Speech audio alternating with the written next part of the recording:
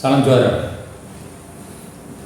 Dalam suatu perusahaan tidak akan lepas dari laporan keuangan, di mana laporan keuangan yang berasal dari data akuntansi ini dibuat dan dijadikan bagi stakeholder.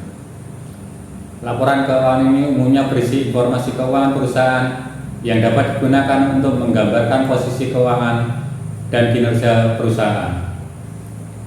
Laporan keuangan biasanya berisi laporan posisi keuangan, laporan laba rugi, laporan arus kas, laporan perubahan ekuitas, dan catatan atas laporan keuangan. Laporan keuangan perusahaan berisi elemen aktiva, utang, ekuitas, investasi, distribusi, laba, pendapatan, biaya, keuntungan, dan kerugian. Untuk mencapai kinerja yang baik, perusahaan akan mengendalikan biaya yang secara umum dibagi menjadi beberapa klasifikasi berdasarkan perilaku, yaitu yang pertama, biaya tetap, di mana secara total selalu tetap pada rentang tertentu. Yang kedua, biaya variabel, di mana biaya yang secara total akan selalu berubah secara proporsional dengan perubahan aktivitas.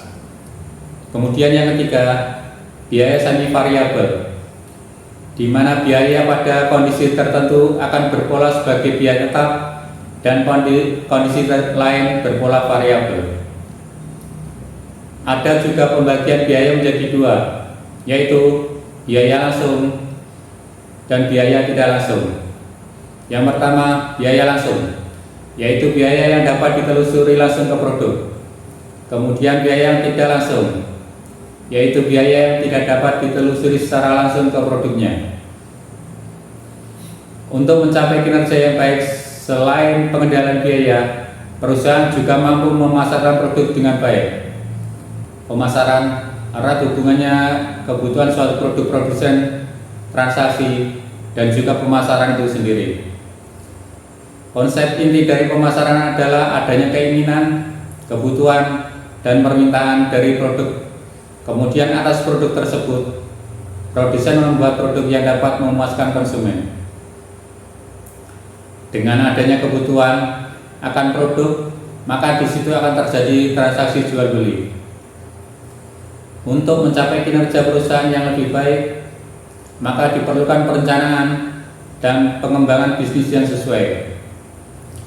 Perencanaan yang matang mutlak diperlukan agar bisa menjalankan proses bisnis yang mengarah ke tujuan perusahaan.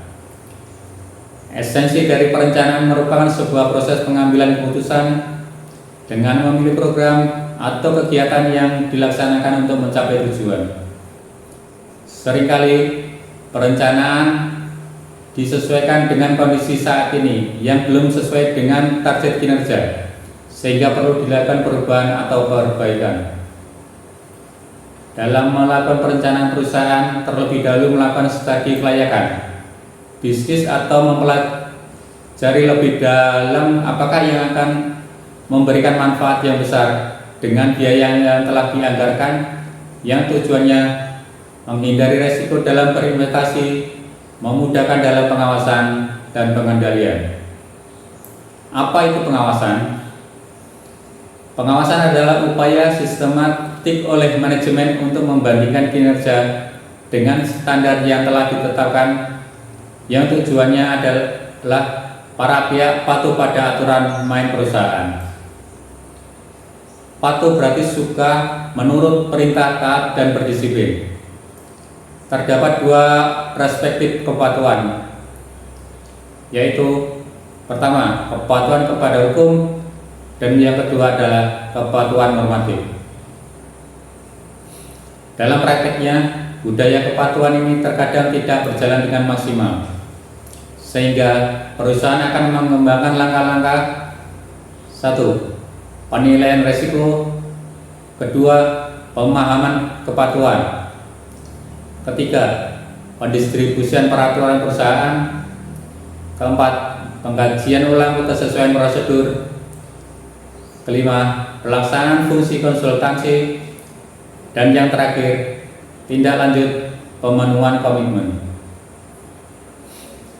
Fungsi dari kepatuhan ini bagian pelaksanaan manajemen risiko yang menekankan pada peran aktif, menekankan pada budaya kepatuhan, dan meningkatkan efektivitas. Untuk beberapa perusahaan biasanya sudah memiliki unit kepatuhan internal, di mana tujuannya yaitu melihat kesesuaian kegiatan unit kerja dan ketaatan akan aturan perusahaan. Ruang untuk pemeriksaan kepatuhan yaitu implementasi KPI, identifikasi kendala dan kelemahan sistem, evaluasi pencapaian kinerja, pemberian saran untuk penyempurnaan agar menjadi lebih baik, lebih maju untuk menjadi juara. Salam juara.